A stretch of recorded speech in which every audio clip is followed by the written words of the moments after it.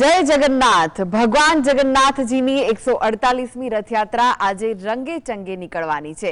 થોડીવાર પહેલા જ ભગવાન જગન્નાથજીની મંગળા આરતી કરવામાં આવી, જેમાં જે અમિત શાહ છે તેમના પરિવાર સહિત તેઓ ઉપસ્થિત રહ્યા હતા। સાથે જ આજે એક સૌથી મોટી વાત બની છે, જે દિલીપદાસજી મહારાજ છે તેમને જગતગુરુની પદવી પણ એનાયત કરાઈ છે। મંદિરમાં ઉત્સાહનો માહોલ છે, કારણ કે આજે ભગવાન જગન્નાથજી તેમના ભાઈ બહેન સાથે નગરચર્યાએ નીકળવાના છે, તેમના ભક્તોને મળવા માટે નીકળવાના છે।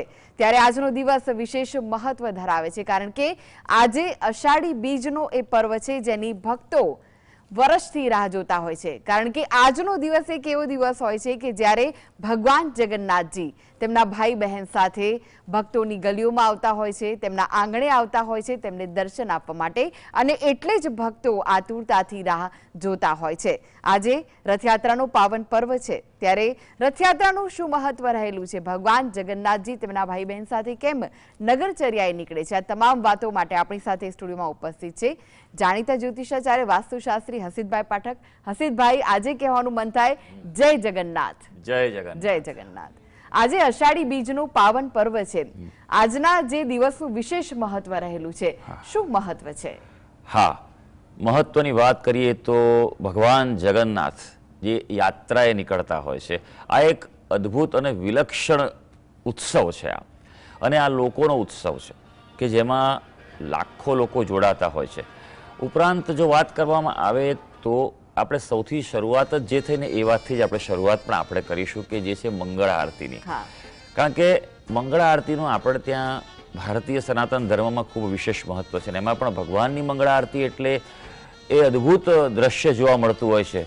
સવારના 4 વાગ્યાના સમયે ઉઠી અને ભગવાનના જ્યારે દર્શન કરવા મળે તે અલૌકિક જ આપણે બેઠા હોઈએ ને એવું લાગતું હોય છે। મંગળા એ શબ્દ જે મંગળમાંથી આવેલો છે કે સર્વનું શુભ અને મંગળ થતું હોય છે। આમ પણ આપણે કહીએ છીએ ને કે જેની સવાર સુધરે એનો દિવસ સુધરતો હોય છે। મંગળા આરતીનું વિશેષ મહત્વ એ પણ છે કે ભગવાન જે છે તેમને જે આખી રાત શયન કર્યું હોય તેમને જાગૃત કરવામાં આવે છે, તેમની આરતી કરીને કે હે જગતના નાથ, તમે જાગો અને ભક્તોનું કલ્યાણ કરો, તમારી દ્રષ્ટિ અમારા પર પડે।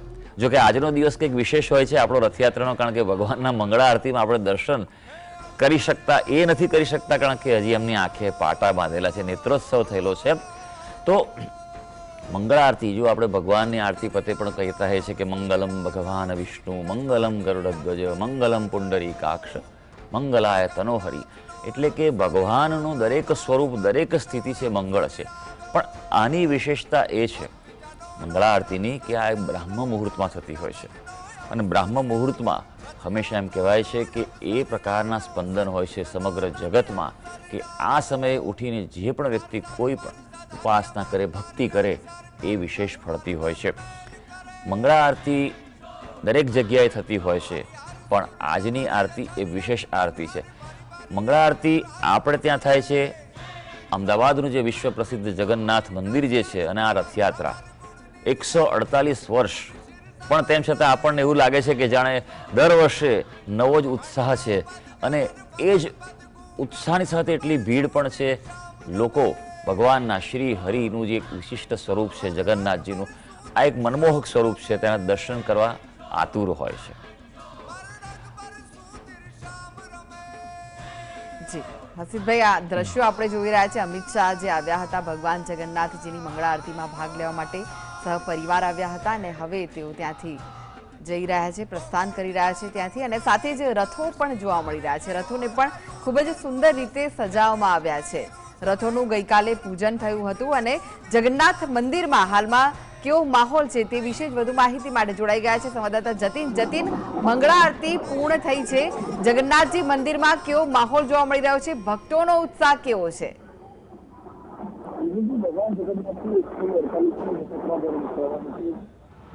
ભગવાન જગન્નાથની 148મી રથયાત્રા જ્યારે નીકળવાની છે, ભગવાન જ્યારે નગરચર્યાએ નીકળવાના છે, ત્યારે તમામ શહેરીજનોમાં ખૂબ જ ઉત્સાહ જે છે તે જોવા મળી રહ્યો છે। કેન્દ્રીય ગૃહમંત્રી અમિત શાહ મંદિર ખાતે આવી પહોંચ્યા હતા અને મંગળા આરતી કરી હતી। તમને સીધા જ દ્રશ્યો બતાવીશું કે આ મંદિરના સીધા દ્રશ્યો તમે જોઈ રહ્યા છો। મંદિરના પ્રાંગણ્યમાં ત્રણેય રથ જે છે તે લાવી દેવામાં આવ્યા છે। કેન્દ્રીય ગૃહમંત્રી અમિત શાહ જે છે તે હાલ રવાના જે છે તે થઈ રહ્યા છે। ભગવાન જગન્નાથની 148મી રથયાત્રા જે છે તે નીકળવાની છે, તેને લઈ તમામ પ્રકારની તૈયારીઓને આખરી ઓપ જે છે તે આપી દેવામાં આવ્યો છે. ત્રણેય રથ જે છે તે મંદિરના પ્રાંગણ્યમાં લાવી દેવામાં આવ્યા છે. મુખ્યમંત્રી ભૂપેન્દ્ર પટેલ જે છે તે તેઓ થોડીક જ વારમાં મંદિર ખાતે આવશે અને જે પહેલી વિધિ હોય છે તે કરાવવાના હોય છે. મહત્વની વાત છે કે ભગવાનને આદિવાસી નૃત્ય જે છે તે ખૂબ પસંદ હતું. આદિવાસી નૃત્ય જે છે તે પણ કરવામાં આવશે અને સાથેમાં જ ભગવાનને મંદિરમાંથી રથની અંદર જે છે તે લાવવામાં આવશે અને ત્યારબાદ આદિવાસી નૃત્ય જે છે તે કરવામાં આવશે. દ્રશ્યોમાં તમે જોઈ રહ્યા છો પોલીસ બંદોબસ્ત જે છે તે ખૂબ જોવા મળી રહ્યો છે. અંદાજિત 23,000થી વધુ પોલીસ કર્મચારીઓ જે છે તે સમગ્ર રથયાત્રા દરમિયાન ખડે પગે જે જોવા મળવાની છે. મહત્વની વાત છે કે ભાવિ ભક્તો વહેલી સવારથી જ મંદિરની બહાર લાંબી લાઈનો જે છે તે જોવા મળી રહી છે. એ આધુનિક જે તમામ રથયાત્રા જે છે તેની AI ટેકનોલોજી દ્વારા પણ તેનું કહી શકાય કે સઘન ચેકિંગ જે છે તે કરવામાં આવી રહ્યું છે. મંદિરના દ્રશ્યો જોઈ રહ્યા છો કે મંદિરના ટોચના ભાગે શ્રી કૃષ્ણ ભગવાનની LED છે તે પણ ગોઠવવામાં આવી છે. એટલે કહી શકાય કે સવારે 7 કલાકે મુખ્યમંત્રી ભૂપેન્દ્ર પટેલ જે છે તે મંદિર પ્રાંગણ્યમાં આવશે, પહેલ વિધિ કરશે અને રથયાત્રાનો પ્રારંભ જે છે તે કરાવશે. એટલે કહી શકાય કે 8 વાગ્યાની આસપાસ રથ જે છે તે મંદિરની બહાર લઈને મોસાળ પક્ષ તરફ જવા રવાના થશે. મહત્વની વાત છે કે આ પ્રકારની હાલ મુખ્યમંત્રી ભૂપેન્દ્ર પટેલ થોડીક જ વારમાં અહીં આવશે અને પહેલ વિધિ કરાવશે. ત્યારબાદ રથયાત્રાનો પ્રારંભ થશે અને રથ મોસાળ પક્ષ જવા માટે રવાના થવાના છે. જી જતીન, થોડા અમી છાંટણા પણ થઈ રહ્યા છે. આજનો પ્રસંગ એવો છે ત્યારે હવે વરસાદ પણ થોડો વરસી રહ્યો છે. ભક્તોની ભીડ પણ ત્યાં ઉમટી રહી છે. સાથે જ અમિત શાહે પણ ભગવાન જગન્નાથજીની મંગળા આરતીમાં ભાગ લીધો હતો અને આજે એક વિશેષ વાત એ પણ બની કે દિલીપ દાસજીને જગતગુરુની જે પદવી એનાયત થઈ છે તેનું પણ આજે જે વિશેષ વાત બની છે. આ સાથે જ વિશેષ કઈ વસ્તુઓ આજે બનવાની છે, અલગ બીજી કઈ વસ્તુઓ થવાની છે આજે?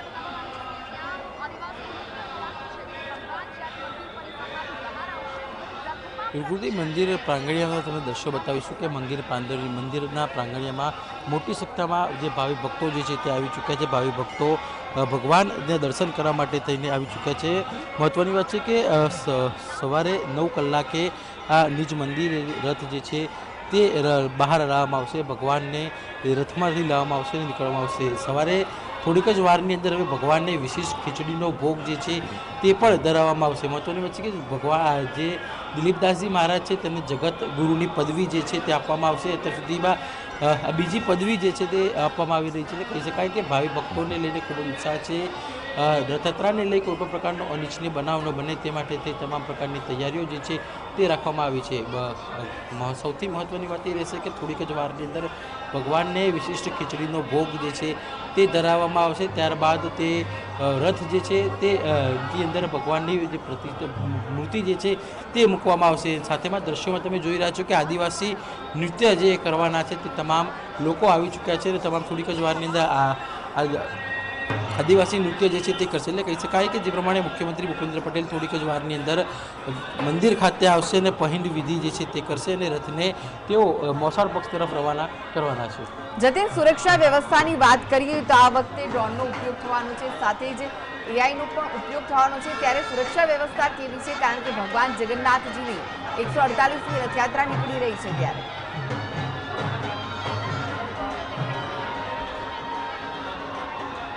બિલકુલથી ભગવાન જગન્નાથની 148મી રથયાત્રા નીકળી રહી છે ત્યારે મોટી સંખ્યામાં ભાવિ ભક્તો જે છે તે રથયાત્રામાં આવવાના છે. ભગવાન જ્યારે નગરચર્યા નીકળતા હોય ત્યારે તમામ પ્રકારની તૈયારીઓ જે છે તે કરવામાં આવતી હોય છે. મહત્વની વાત છે કે મોટી સંખ્યામાં પોલીસ કાફલો જે છે તે ગોઠવાઈ ગયો છે. ક્રાઇમ બ્રાન્ચની ટીમ હોય, ATSની ટીમ હોય, SOBની ટીમ હોય, તમામ પોલીસના જે જવાનો જે છે તે ખડે જોવા મળી રહ્યા છે. અંદાજિત 23,000થી વધુ પોલીસ કર્મચારીઓ જે છે તે રથયાત્રાની અંદર જોડાવાના છે અને કોઈપણ પ્રકારનો અનિચ્છનીય બનાવ ન બને તેનું ધ્યાન રાખવાનું છે. સાથેમાં જ કહી શકાય કે આધુનિક ટેકનોલોજી અત્યારે AIનો જે આધુનિક ટેકનોલોજીની વાત કરીએ તો સમગ્ર રથયાત્રા દ્વારા AI ટેકનોલોજીનો પણ ઉપયોગ કરવામાં આવ્યો છે. સાથેમાં જ જે અત્યાધુનિક જે ડ્રોન વસાવેલા છે તે ડ્રોનનો પણ ઉપયોગ કરવામાં આવશે. ખાસ કરીને રથયાત્રાની અંદર કોઈ પણ પ્રકારનો અનિચ્છનીય બનાવ ન બને તે માટે થઈ તમામ પ્રકારની તૈયારીઓ કરી દેવામાં આવી છે અને પોલીસ તંત્ર સજ્જ જોવા મળી રહ્યું છે.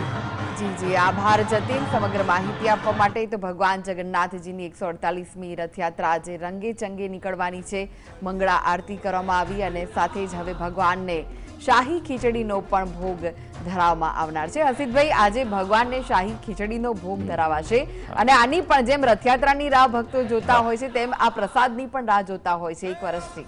બિલકુલ, આનું નામ જ વિશિષ્ટ ભોગ પાડવામાં આવેલું છે અને ખરેખર જેને આ પ્રસાદ મળેલો છે તે ચોક્કસ કહે છે કે આ એક અલભ્ય લાહવો છે. મને પોતાને પણ આ પ્રસાદ આરોગવાનો ઘણીવાર એમ કે તક મળી છે, પણ ખરેખર આ જે ખીચડી બનાવવામાં આવે છે એ ડ્રાયફ્રૂટ્સથી માંડી અને ઘી નાખીને જે બનાવવામાં આવે છે એનો, અને જ્યારે કોઈ પણ આપણે ભોજન બનાવીએ છીએ પણ જ્યારે પ્રસાદના સ્વરૂપમાં આપવામાં આવે છે ત્યારે ભગવાનની એની પર અમી દ્રષ્ટિ થતી હોય છે.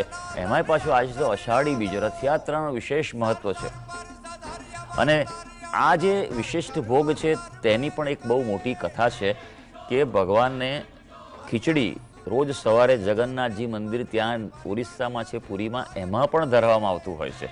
એટલે ભગવાન સૌથી પહેલાં સવારે ખીચડી આરોગે છે અને ત્યારબાદ તેમનો દિવસ શરૂ થતો હોય છે, તેવું ત્યાંનું પણ મહત્વ છે. અને રથયાત્રાના જે આ વિશિષ્ટ પર્વમાં ઉત્સવોની પરંપરા જે છે તે એક દિવ્ય પરંપરા છે, કારણ કે ભક્તો જે છે એને ભજન પણ કરવા મળે છે અને ભોજન પણ કરવા મળે છે.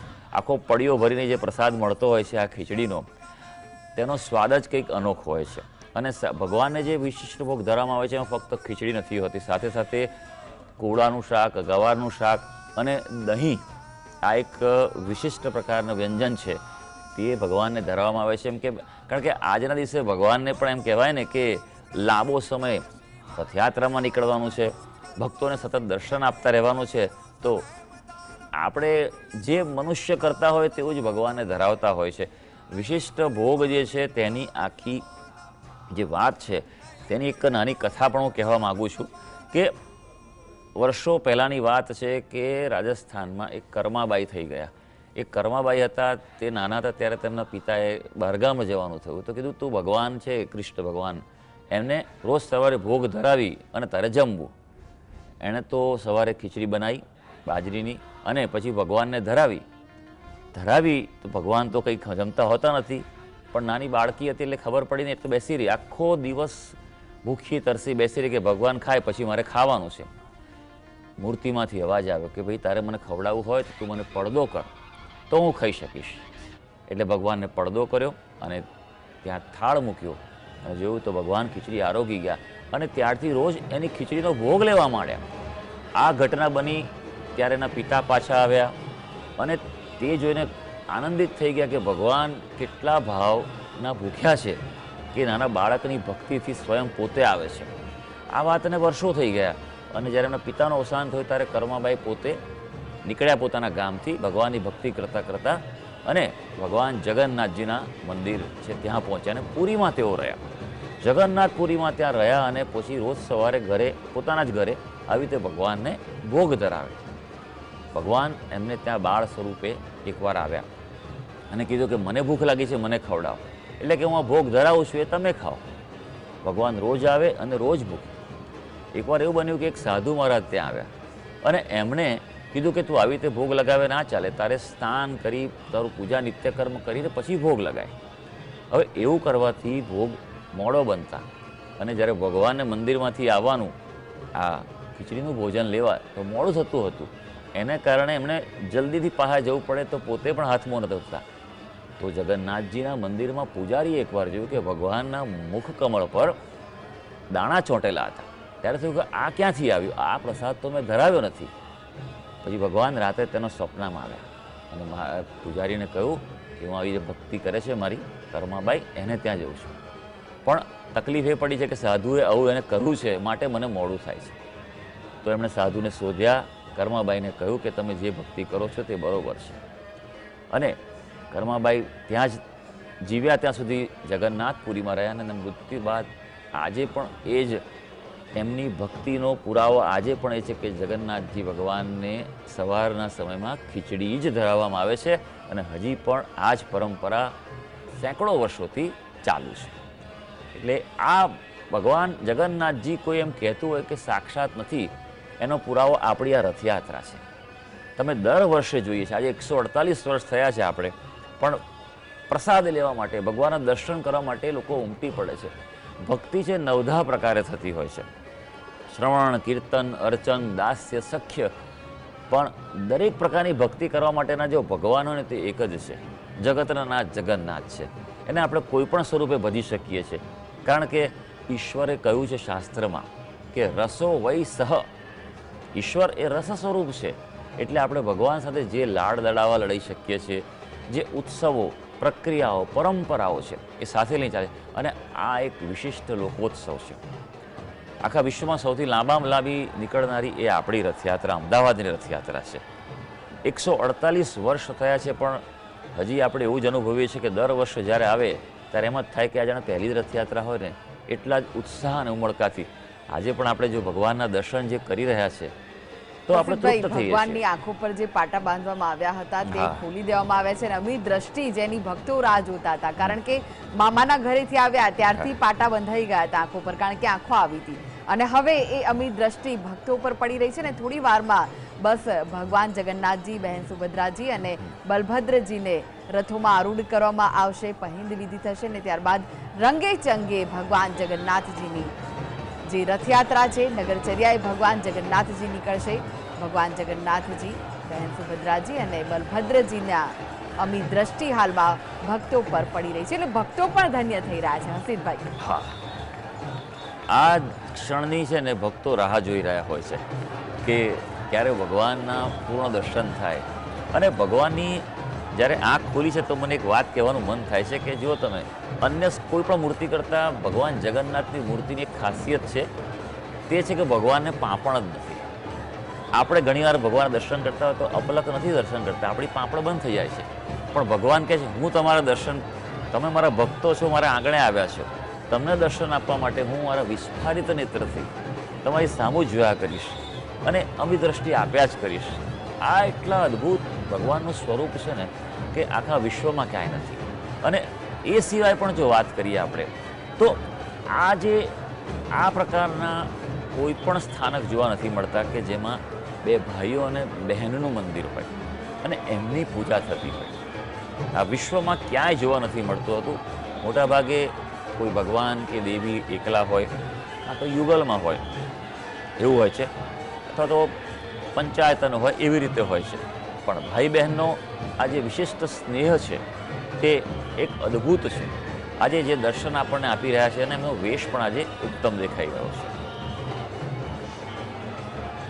તો આ દ્રશ્યો, લાઈવ દ્રશ્યો આપ જોઈ રહ્યા છો જગન્નાથજી મંદિરના, અમદાવાદનું જગન્નાથજી સુપ્રસિદ્ધ મંદિર, જ્યાં ભગવાન જગન્નાથજીની આંખો પરથી પાટા ખોલી દેવામાં આવ્યા છે. અને પાટા બાંધવાનું કારણ છે તે પણ ઘણું જ રસપ્રદ છે, કારણ કે ભગવાન જગન્નાથજી મામાના ઘરે ગયા હોય છે, મામાના ઘરે ખૂબ જ લાડ પ્યાર કરવામાં આવે છે, નિત નવા તેમને ભોજન પીરસવામાં આવે છે અને તે બધું ભોજન તેઓ ગ્રહણ કરે છે અને તેના કારણે તેમની આંખો આવી જતી હોય છે, આંખો દુખો આવે છે. આંખોમાં જે દુખાવો છે તે થોડો ઓછો થાય, તેમની આંખોને ઠંડક મળે તેના માટે તેમની આંખો પર ઉપેણારૂપી પાટા બાંધવામાં આવે છે.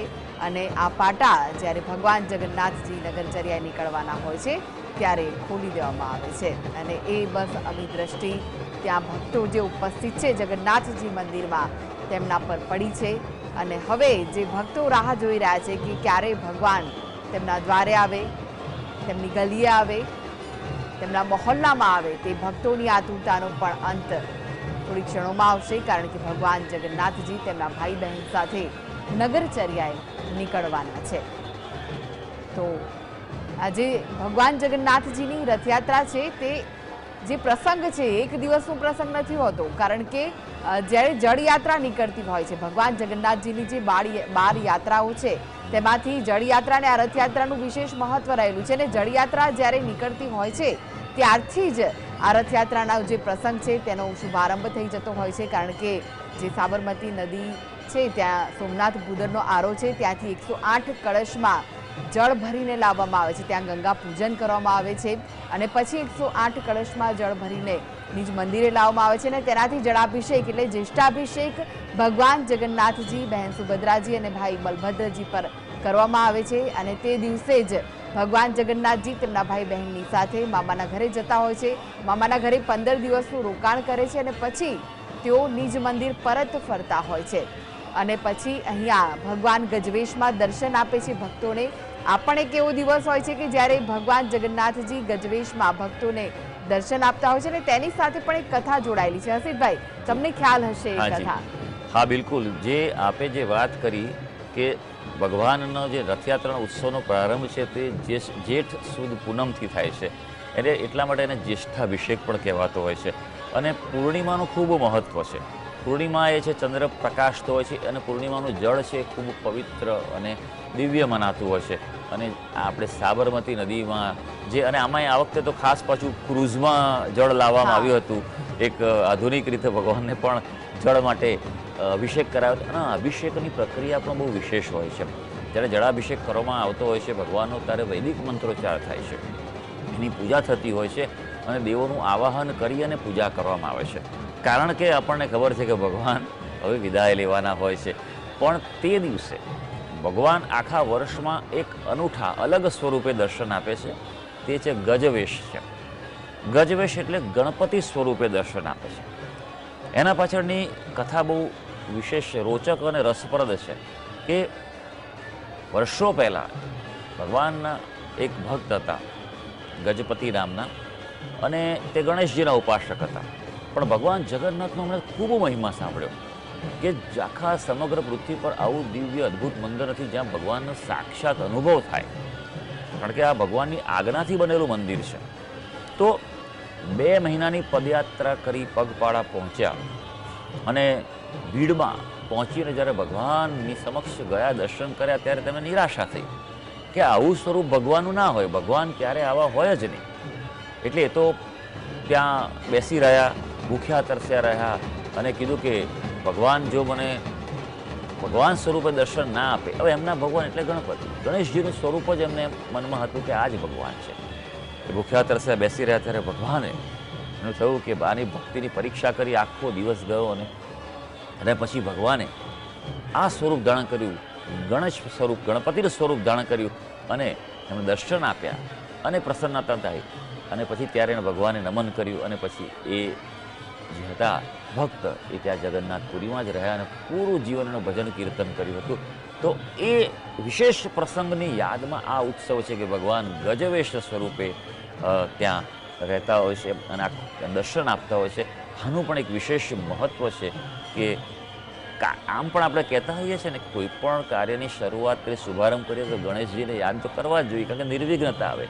આપણે પવિત્ર કરવું હોય તો જળાભિષેક કર્યો, ત્યારબાદ ભગવાન સ્વયં નિર્વિઘ્નતા સ્વરૂપ થયા છે અને પછી તે પોતાના મોસાળે જતા હોય છે અને રત્નવિધિ પર એમનું જે આરતી ઉતારી અને પછી ત્યારબાદ તે એમના મોસાળે જતા હોય છે. આ એક વિશેષ પ્રક્રિયા છે. મોસાળનું મહત્ત્વ પણ જીવનમાં ખૂબ હોય છે અને આમ પણ આબાલ વૃદ્ધ દરેક હોય, જ્યારે પોતાના મોસાળમાં જવા મળે ત્યારે તેમને એક અલગ જ આનંદ થતો હોય છે. અને આખી સમગ્ર રથયાત્રાની પણ કથા ક્યાંક આવી જશે કે રથયાત્રા કેમ નીકળી. એના માટે આજની વાત નથી, પણ હજારો વર્ષ પૂર્વે પુરાણોમાં પણ આ વાત કર્યું છે કે રથયાત્રા નીકળે છે. સ્કંદ પુરાણ, બ્રહ્મ પુરાણ, વૈવર્ત પુરાણ, આ બધા પુરાણોમાં પણ ભગવાનની રથયાત્રાનો ઉલ્લેખ થયો છે કે એકવાર જ્યારે સુભદ્રા હતા, એમણે ઈચ્છા કરી કે મારે નગરમાં નીકળવું છે, ત્યારે ભાઈઓએ નક્કી કર્યું કે ચાલો આપણે નીકળીએ અને લાડકી બહેનને દર્શન આપવા નગરમાં નીકળ્યા, નગર ચર્યા અને એ જોવા માટે લાખો લોકો ઉમટી પડ્યા. એમ કહેવાય છે કે ત્યારથી રથયાત્રાનો પ્રારંભ થયો છે. આ સિવાય પણ અનેકવિધ કથાઓ છે, પણ મૂળ ઉદ્દેશ એવો છે કે આ સૌથી એક અનૂઠો પ્રસંગ છે કે ભક્તોને દર્શન આપવા માટે ભગવાન ખુદ નિજ મંદિરથી બહાર આવતા હોય છે, રાજમાર્ગ પર એ નીકળતા હોય છે. અને એટલા માટે જ કહેવાય છે જગન્નાથ સ્વામી નયન પથગામી ભવતુ મેં. એટલે ભગવાન આપનું જે માર્ગમાં જે પ્રવર્તન છે એનું કલ્યાણકારી દર્શન મને સદાય થતું રહે. અને આ વાક્ય, આ શ્લોક બીજું કોઈ નહીં પણ આદિ શંકરાચાર્ય છે, તેમણે પ્રાર્થના કરી છે ભગવાનને. તો વિચાર કરો કે જ્યારે આદિ શંકરાચાર્ય પણ ભગવાનના દર્શન કરીને આ રીતે તૃપ્તિ અનુભવતા હોય તો સામાન્ય વ્યક્તિ છે એના માટે તો આ એક વિશેષ લાભો જ કહેવાતો હોય છે. ભગવાનની વિશેષ પ્રતિભાઓ છે. આપણે માનતા હોઈએ છીએ કે ભગવાન છે એને અનેક સ્વરૂપે પૂજાય છે. કદાચ સમગ્ર વિશ્વમાં આપણા ભારતીય સનાતન ધર્મમાં પણ અનેક ભગવાન છે, પણ આપણા લાડલા જે કૃષ્ણ, બલરામ અને સુભદ્રા, અને તમે જુઓ કે પરંપરાનું પાલન કેવું સરસ થતું હોય છે કે સૌથી પહેલાં મોટા ભાઈ આગળ નીકળે, પછી વચ્ચે લાડકી બહેનને રાખવામાં આવે છે અને છેલ્લે જગતના નાથ કે ભાઈ તમે બધા રાહ જુઓ, બધા દર્શન કરો અને છેલ્લે મારા દર્શન કરો, તૃપ્ત થાવ. એમ કહેવાય છે કે ભગવાનના દર્શન કરવાથી અનેક પાપોનો ક્ષય થાય છે. જગન્નાથસ્ય દર્શનમ પુણ્યમ સર્વ પાપ નાશન. આવું જે કહેવામાં આવ્યું છે એ ખરેખર જો તમે ભાવથી દર્શન કરીએ અને આપણને આ જે લાભો મળી રહ્યો છે, આપણે ઘેર બેઠા જીએસટીવીના માધ્યમથી દરેક દર્શક મિત્રોને જે છે, ભક્તોને આજે દર્શન કરવાનો લાભો મળે છે એ તૃપ્ત છે. અને આજનો દિવસ કંઈક ખાસ પણ રહેશે. અષાઢ મહિનાનું વિશેષ મહત્ત્વ છે. અષાઢી બીજ એટલે મેઘરાજાનું આગમન થયેલું હોય, ધરતી છે ખુશનુમા થયેલી હોય, ઠંડક પ્રસરેલી હોય અને એવા ભાવ વિભોર માહોલમાં જ્યારે ભગવાનના દર્શન કરવાનો આ એક મોકો મળતો હોય છે એ અનોખો છે. અષાઢ મહિના વિશે વિશેષ લખાયું છે. મહાકવિ કાલિદાસે પોતાના મેઘદૂતમાં પણ લખ્યું છે કે અષાઢસ્ય પ્રથમ દિવસે એમ કર્યું છે. કચ્છી ભાઈઓ માટે તો આજનો દિવસ છે એ નવો વર્ષનો પણ પ્રારંભ ગણાતો હોય છે. અને એવું કહેવાય છે કે આભમાં ચમકે વીજ અને આવી અષાઢી બીજ. આટલો ઉત્તમ. અને આજનો દિવસ છે અષાઢી બીજનો એ વણજોયું મુહૂર્ત કહેવામાં આવતું હોય છે કે આજના દિવસે જે પણ કંઈ કરો તે ઉત્તમ જ ફળ આપતું હોય છે. ભગવાનની વિશેષ કથાઓ, અનેક કથાઓ છે. ભગવાનના અનેક સ્વરૂપો પણ છે. તમે જુઓ, દ્વારકામાં દ્વારિકાધીશ છે, ડાકોરમાં રણછોડરાય છે, વૃંદાવનમાં કૃષ્ણ ભગવાન છે, તો તિરુપતિ બાલાજીમાં તિરુપતિ બાલાજી છે, પંઢરપુરમાં વિઠ્ઠલ છે અને જગન્નાથજી જગન્નાથ સ્વરૂપે છે. દરેક હસીબભાઈ, સ્વરૂપો તમે પ્રિય જે છે. ભગવાનના સ્વરૂપની વાત કરી ત્યારે આ ભગવાનનું જે સ્વરૂપ છે તે પ્રેમ સ્વરૂપ કહેવાતું હોય છે, મનમોહક સ્વરૂપ છે. અને આ જે સ્વરૂપ તેમણે લીધું છે તેના પાછળ પણ એક કથા જોડાયેલી છે. તે જો આપને ખ્યાલ હોય, જગન્નાથપુરીમાં જ્યારે આ ભગવાનની પ્રતિમાઓ બનાવવામાં આવતી હતી ત્યારની જે કથા છે તે જણાવશો. હા, આમ કહેવાય તો જગન્નાથપુરીનું જે મંદિરનું નિર્માણ થયું છે ભગવાનની ઈચ્છાથી થયેલું છે. આ કથા હજારો વર્ષ પૂર્વે છે કે એ સમય હતો કે જ્યારે ઓરિસ્સામાં રાજા ઇન્દ્રદુમ્ન રાજ કરતો હતો અને નીલાંચલ પર્વતમાં એવું સાંભળવામાં આવ્યું એને કે નીલમાધવ ભગવાનની એક દિવ્ય મૂર્તિ છે, પણ તેના દર્શન કોઈને થતા નથી કારણ કે બહુ ગુપ્ત રીતે એ પર્વતની ગુફામાં રાખવામાં આવેલું છે. અને ત્યાંની આદિવાસી પ્રજા છે જે સંબલ પ્રજા કહેવામાં આવે છે. અને એ સંબલ આદિવાસી પ્રજા જે છે તેના જ ગુપ્ત રીતે ભગવાન દર્શન આપે છે અને દિવ્ય ચમત્કારિક સિદ્ધિ આપતા હતા. પણ ત્યાં જે આદિવાસી કબીલો હતો એના મુખ્ય હતા એ કોઈને આવવા દેતા ન હતા. ત્યારે રાજાને એ ખબર પડી, તેમણે મને વિશિષ્ટ એમનો જે દૂત હતા બ્રાહ્મણ એમને મોકલ્યા કે તમે જઈને આ દર્શન ક્યાં થાય, જગ્યા છે શોધી લાવો. હવે સીધી રીતે દર્શન કરે એમ હતા નહીં, માટે જે ગયા હતા બ્રાહ્મણ તેમણે કબીલામાં જોડાયા, ત્યાંની કન્યા સાથે લગ્ન કર્યા અને મુખિયાનો વિશ્વાસ કર્યો. એક દિવસ તેમને આંખે પાટા બાંધી અને ગુફામાં નીલમાધવના દર્શન કરવા લઈ ગયા.